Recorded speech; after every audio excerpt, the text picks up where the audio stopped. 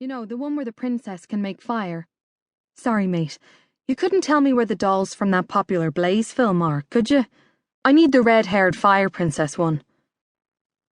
My mouth lost all hint of a smile, and my stomach churned with the sight of him. My wide eyes narrowed, and my hands balled into fists. This was cruel, as if having to put up with a conversation about him earlier wasn't suffering enough. Now God was going to make me face him as well. All in the same day.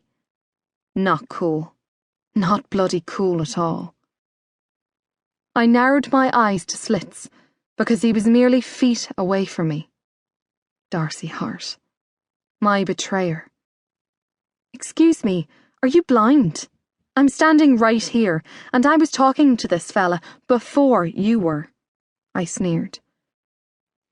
Darcy leaned to the left and looked around the lad to see who was speaking to him. And when his eyes landed on mine, they instantly narrowed. Neala Clarke. He always spat out my name like it left a bad taste in his mouth. I smirked at him.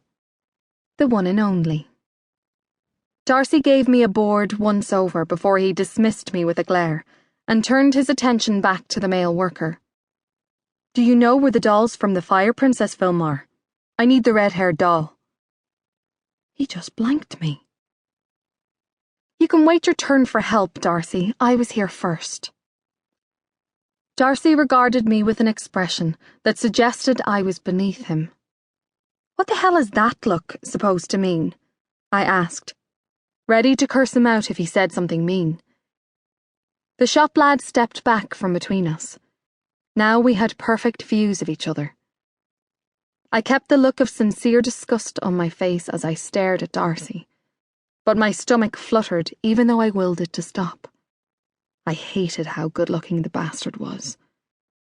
He had always had a handsome face, but unlike in our school days, he wasn't a skinny boy anymore.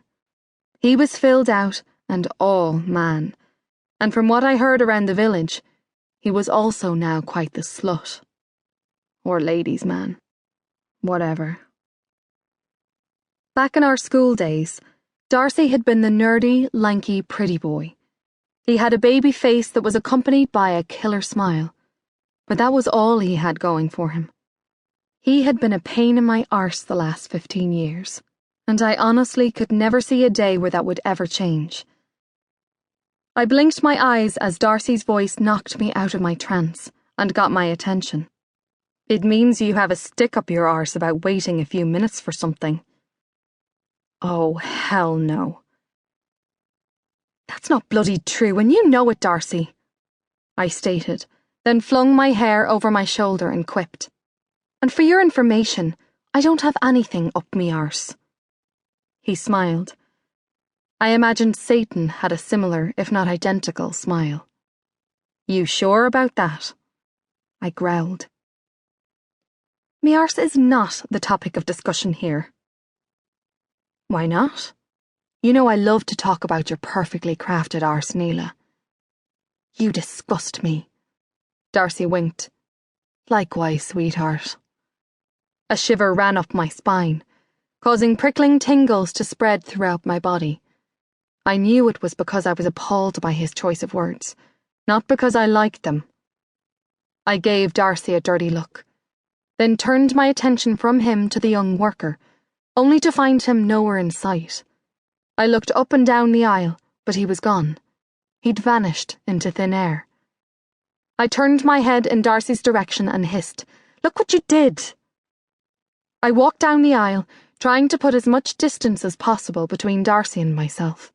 He apparently didn't feel the same way, because he quickly caught up with me until we were walking side by side. How is this my fault? He asked me, keeping his voice low as we passed a couple who were scanning the shelves. Are you thick? I seethed, lowering my voice also. You scared him off with all your vulgar talk about your arse. He cut me off, grinning. Yeah, you have a point. Your arse would scare any red-blooded male away. The lad was apparently no exception. Dickhead. Listen to me, you tit.